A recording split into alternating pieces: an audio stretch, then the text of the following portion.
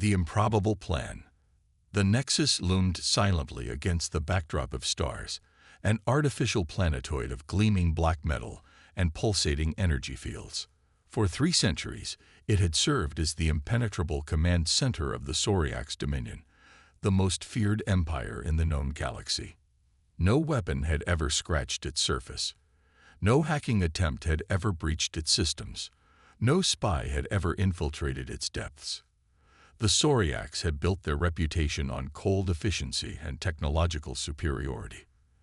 Their sleek warships patrolled trade routes with impunity, extracting protection fees from any vessel unfortunate enough to cross their path.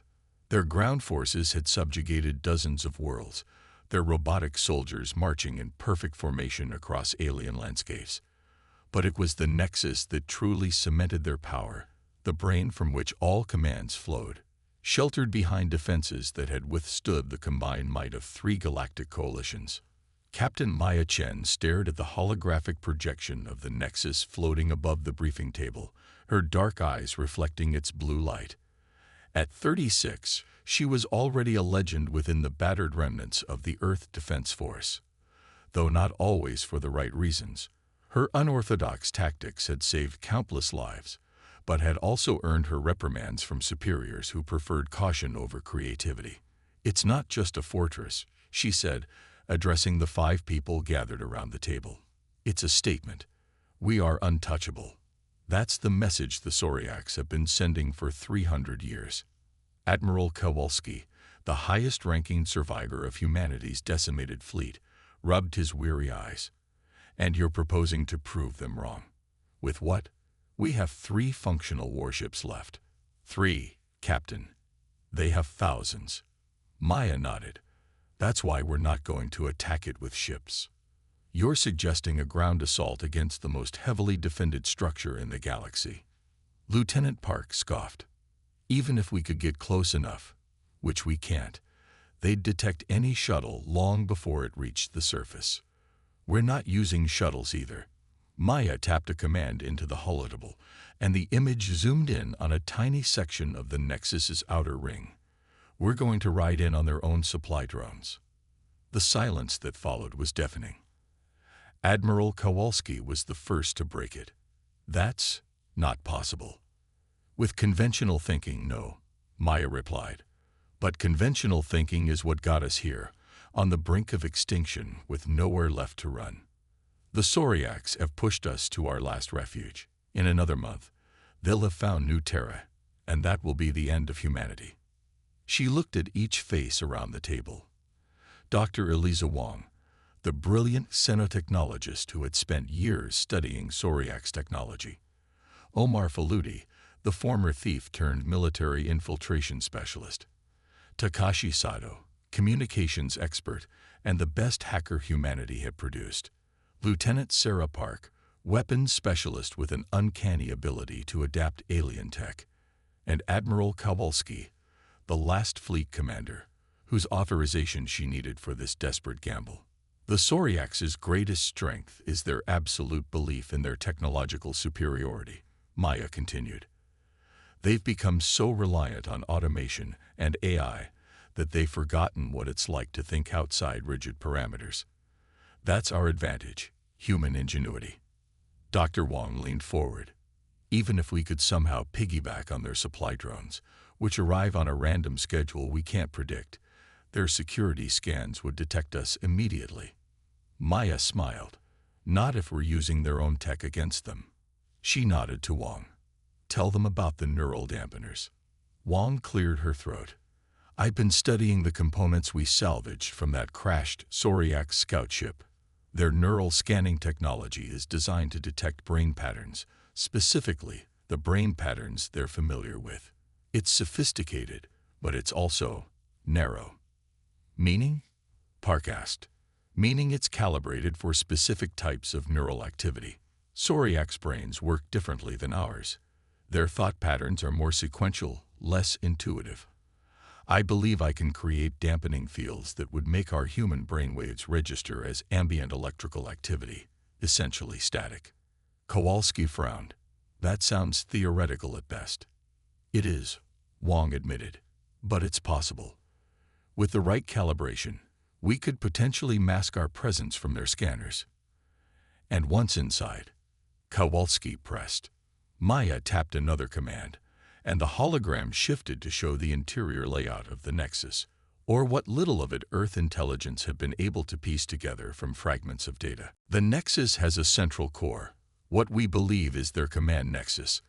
That's where their leadership coordinates all operations against humanity and other species.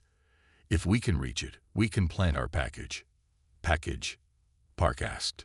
Maya nodded to Sato, who pulled a small cube from his pocket, no larger than a dice. This contains the deadliest computer virus ever created.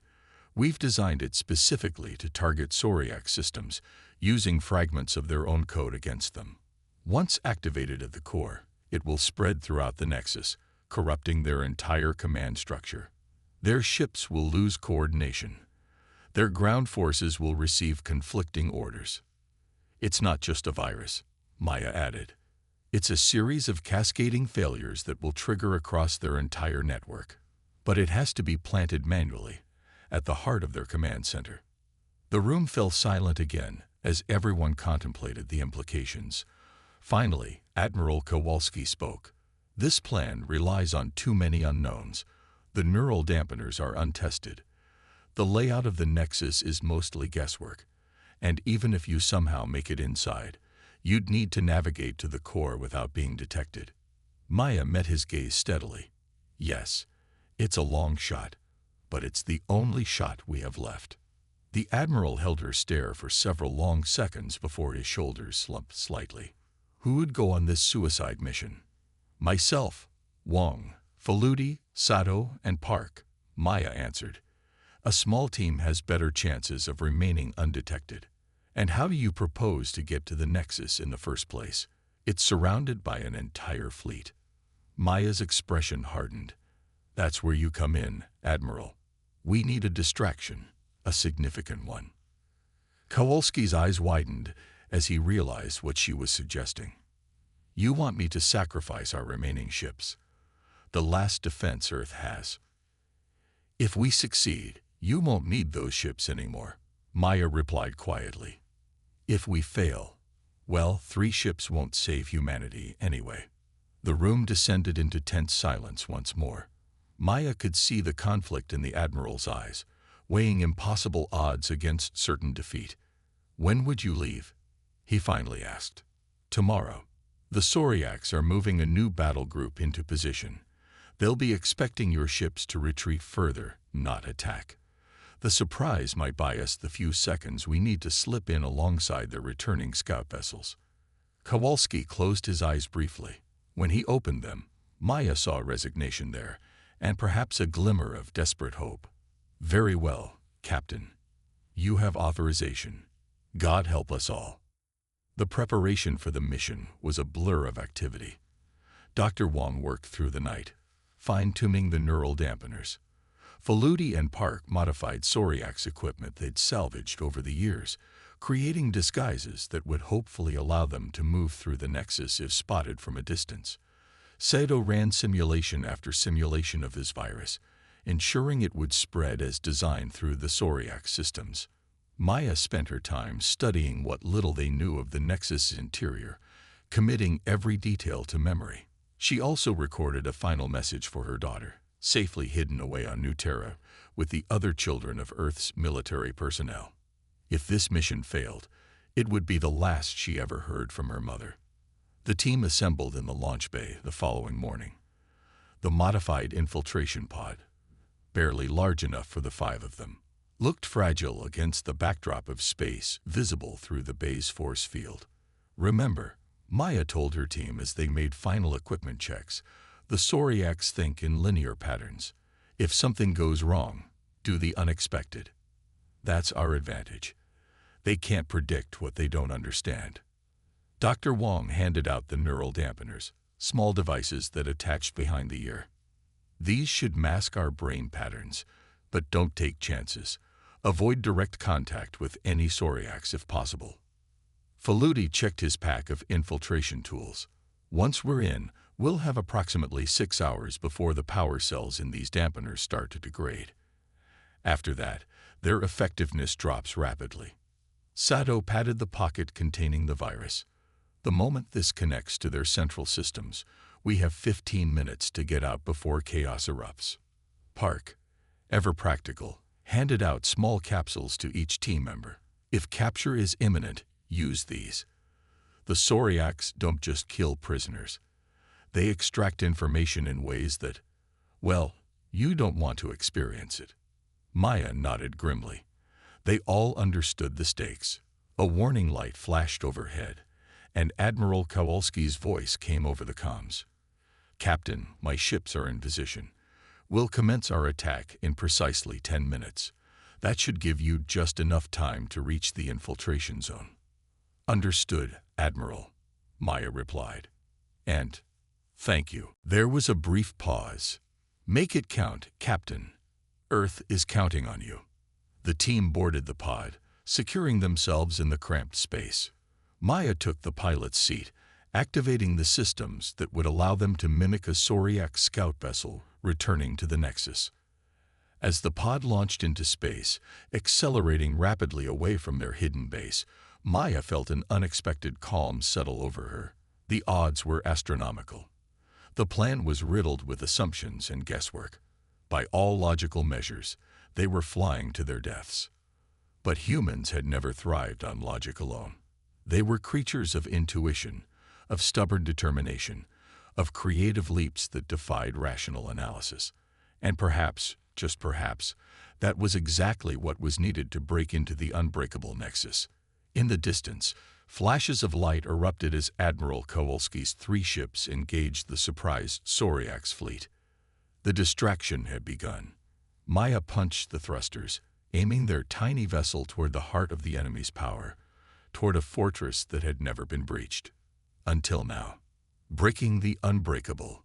The infiltration pod slipped through the chaos of battle, its signature masked among the dozens of Sauriac's vessels, scrambling to respond to Admiral Kowalski's surprise attack. Through the view screen, Maya watched the 3 remaining Earth ships dance through enemy formations with desperate brilliance, drawing attention away from the pod's trajectory toward the Nexus. ETA 2 minutes, Maya announced, her hand steady on the controls despite the adrenaline coursing through her veins. Neural dampeners active. Her team confirmed with terse nods, each focused on their own preparations. The looming bulk of the Nexus grew larger in their view, a massive structure of gleaming black material that seemed to absorb the light of nearby stars. Its surface was a maze of defensive emplacements, docking bays, and energy fields that rippled like dark water. "Incoming transmission," Sato warned. "Automated identification request." Maya nodded to them. "Send the code sequence." Sato's fingers flew over the communications panel, transmitting the stolen authentication codes they had extracted from the crashed Sauriac scout ship. For 3 agonizing seconds, nothing happened. Then the nearest docking bay's force field flickered, indicating permission to enter. "They bought it," Park whispered, her voice tight with tension. "For now," Maya cautioned. "Remember, we look like a returning scout ship on their sensors. Once we land, that illusion breaks." The pod glided into the docking bay, settling among a row of identical Sauriac's vessels. Through the view screen, they could see robotic maintenance units moving between ships, but no living Sauriacs, exactly as they had hoped. The automated nature of the Nexus operations was both its strength and, potentially, its weakness. "Atmosphere reading is compatible," Wong reported. "Air is breathable, though slightly higher in nitrogen than we're used to. Temperature is colder than human preference, about 15 degrees Celsius." "Faludi, you're up," Maya said.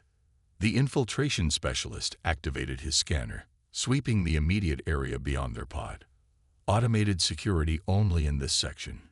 No biological signatures within 50 meters." He tapped a series of commands into his device. "I've looped their visual feeds for the next 30 seconds. We move now." They exited the pod in practiced formation, each carrying only essential equipment. Maya led them toward an access corridor, guided by the partial schematics they had pieced together from years of intelligence gathering.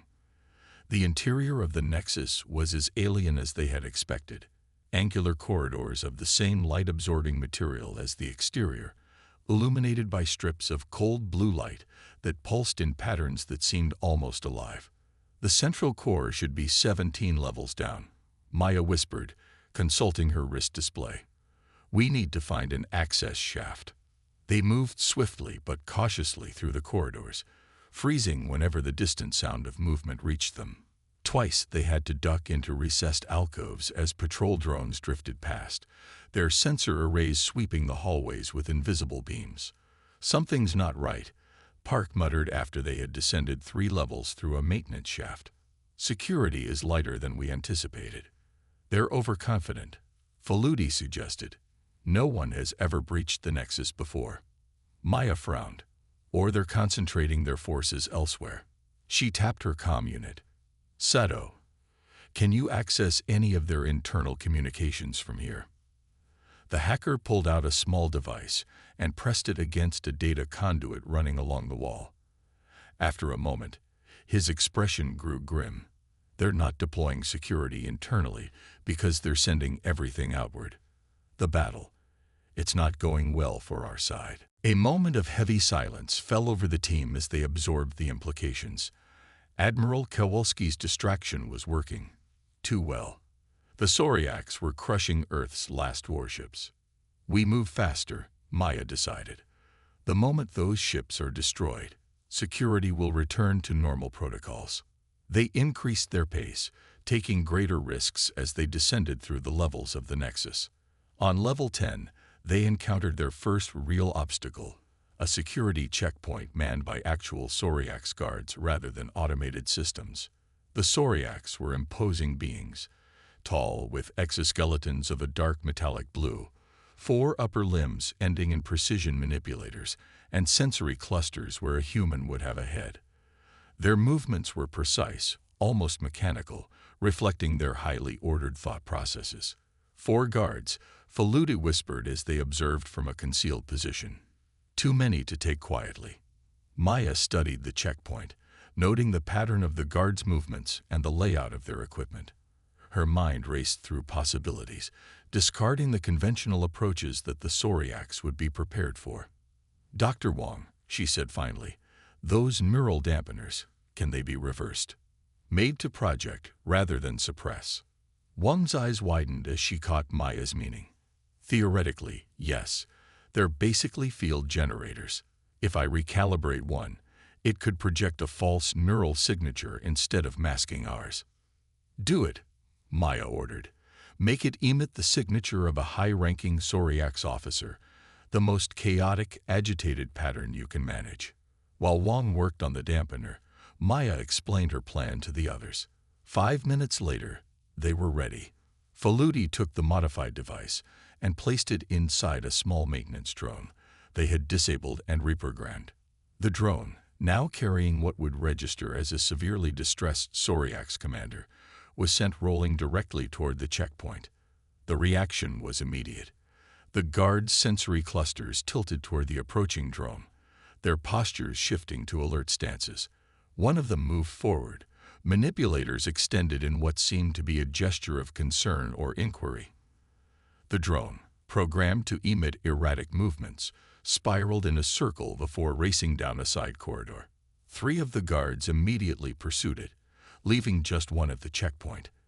Exactly as Maya had calculated, Park took the lone guard down with a precisely aimed stun pulse before it could sound an alarm. Go, Maya hissed, and the team sprinted through the checkpoint, descending further into the heart of the Nexus.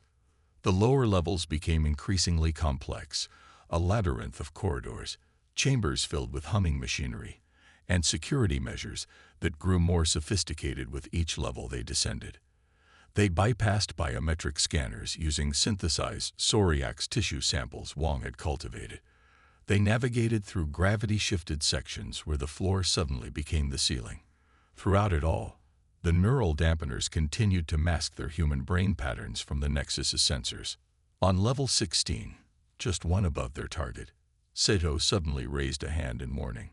Energy surge ahead, he whispered, pointing to readings on his scanner. Massive. They edged forward cautiously until they reached a viewing platform overlooking an enormous circular chamber. What they saw there made even the battle-hardened team pause in awe. The chamber housed a swirling vortex of energy, blues and purples and colors humans had no names for, spiraling around a central pillar of darkness that seemed to draw in the light around it. Around this phenomenon, dozens of Sauriacs moved in coordinated patterns, manipulating controls at workstations arranged in concentric circles. That's it, Wong breathed. The true core of the Nexus. Not just a command center. It's a contained singularity. That's how they power their entire empire. Maya's mind raced as she reassessed their plan. The virus. Will it still work if planted here, rather than at the command level below? Sato studied the energy readings on his device, his expression shifting from concern to growing excitement. Better than work. If we introduce it into those control systems, it won't just disrupt their communications. It could destabilize the containment field around that singularity. The chain reaction would ripple through their entire network instantly. And the Nexus? Park asked. Sato met her eyes. Gone, along with anything within 100,000 kilometers. The implication was clear. If they planted the virus here, they wouldn't have 15 minutes to escape. They'd have moments at best, with no guarantee of reaching their pod in time. Maya looked at each member of her team. This wasn't the plan, she said quietly. This is a one-way mission now. Anyone wants to try for the original target, speak up. No one did. Then we need a new approach, Maya continued. We can't just walk in there. Too many Sauriacs. Too open. Faludi pointed to a maintenance access point near the floor of the chamber. Service conduits. They run beneath the workstations, probably for hardware access. Can you get in? Maya asked. He nodded. But it's tight. One person at most. Before anyone could volunteer, Maya made her decision. I'll go. Sato, give me the virus and walk me through the implementation. She raised a hand to forestall objections. The rest of you head back to the pod. If I succeed, you'll have about 3 minutes before the cascade failure reaches critical levels. It might be enough time to clear the blast radius. Captain, Park began to protest, but Maya cut her off. That's an order, Lieutenant. Humanity needs survivors who know what happened here. The team reluctantly complied, giving Maya the virus and necessary instructions. As they prepared to separate, Dr. Wong clasped Maya's arm. The Sauriacs never understood humans, she said softly. They analyzed us, categorized us, but they never grasped what drives us. Not logic, not self-preservation, but something they have no equation for. Maya managed to smile. Let's give them a final lesson, then. After her team departed, Maya approached the maintenance access point. Using Faludi's tools, she opened the panel and slipped into the narrow conduit beneath. The space was confining, barely large enough for her to crawl through on her elbows. Above her, through small access grills, she could see the feet and lower limbs of Sauriac's technicians moving with mechanical precision. Following Seto's directions, she made her way toward the central control hub, the nexus of the nexus. The closer she got, the more intensely she could feel the energy of the contained singularity, a deep vibration that resonated in her bones and made her teeth ache. When she reached the central hub, she carefully removed the virus cube from her pocket. According to Sato, all she needed to do was place it in direct contact with the main control interface, and its nanoscopic components would do the rest, infiltrating the system and triggering the cascade failure. Through the grill above her, Maya could see the primary control station, a complex array of holographic displays and physical interfaces unlike anything humans had designed. A single Sauriac's operator stood before it, its movements precise and rhythmic as it manipulated the controls. Maya waited, watching the operator's patterns, looking for a moment when its attention would be directed away from the lower portion of the console where she needed to place the virus. After several tense minutes, her opportunity came when a disturbance on the far side of the chamber drew the attention of all the Sauriacs. Moving quickly, Maya pushed the grill up slightly and extended her arm, reaching for the exposed circuitry beneath the console. Her fingers strained, the virus cube centimeters from its target, when the Sauriac's operator suddenly turned back, its sensory cluster tilting downward toward the partly raised grill. For a frozen moment, human and alien stared at each other, Maya's eyes meeting the alien's sensory array in a contact that neither species had experienced before. The Sauriac's manipulators reached for an alarm control. Maya made her decision in an instant. Abandoning stealth, she shoved the grill fully open and lunged upward, tackling the Sauriac's away from the console. Alarms immediately blared throughout the chamber as she grappled with the surprisingly strong alien. Other Sauriac's converged on their position, their movements coordinated with machine-like efficiency. With a desperate surge of strength, Maya broke free long enough to slam the virus cube against the exposed interface. It adhered immediately, tiny filaments extending into the Sauriac's technology. A high-pitched whine began to emanate from the console as the virus took effect. The chamber erupted into chaos. The swirling energy of the contained singularity fluctuated wildly, pulsing with increasing intensity. Sauriac's rushed to their stations, trying to counter the spreading corruption in their systems, but the virus was already racing through their network faster than they could respond. Maya found herself surrounded by Sauriac's guards, their weapon appendages trained on her. The commanding officer stepped forward, its voice translating through its vocoder with metallic precision. "Human," it said, the word filled with both surprise and contempt. "Impossible." Maya straightened to her full height, meeting the alien's sensory cluster without fear. "That's humanity's specialty," she replied, "doing the impossible."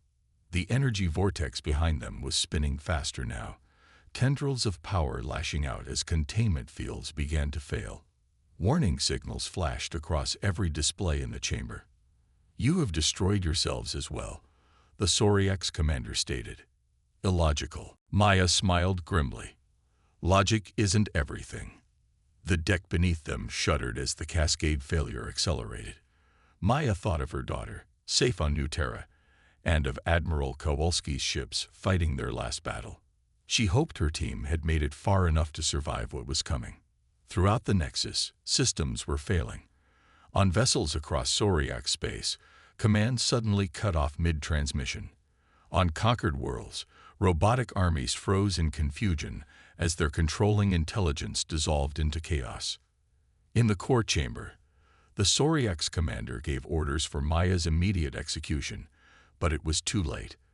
The contained singularity, the heart of the Sauriac's empire, was breaking free of its constraints. Space itself began to warp around them as the final containment fields collapsed. Maya's last thought before the light engulfed her was simple. Sometimes, the most sophisticated defense in the universe could be broken by the most basic human qualities: determination, sacrifice, and the willingness to do what your enemy believes impossible. 3 weeks later, representatives from a dozen species gathered on New Terra. They had come to pay homage to the planet that had produced the individuals who had accomplished what none had believed possible: the destruction of the Nexus and the crippling of the Sauriac's dominion. Admiral Kowalski, who had survived against all odds when his ship was thrown clear by the initial shockwave from the Nexus's destruction, stood before the assembly. "We lost 5 brave humans to free the galaxy," he said, his voice strong despite his injuries. Captain Maya Chen, Dr. Eliza Wong, Omar Faludi, Takashi Sato, and Lieutenant Sarah Park gave their lives not just for humanity, but for all species suffering under Sauriac's rule. What the Admiral couldn't know, was that in a medical bay 3 decks below, a salvage vessel was just docking, carrying 4 survivors found drifting in a damaged Sauriac's escape pod, barely alive but clinging to existence with characteristic human tenacity. The universe had learned an important lesson. No defense was truly impenetrable when faced with human ingenuity and the unquantifiable power of the human spirit. The Sauriacs had built their empire on the assumption that superior technology guaranteed victory. They had never considered that their greatest weakness would be their inability to comprehend the illogical, unpredictable nature of their most determined enemy. They had never truly understood humans. Now they never would.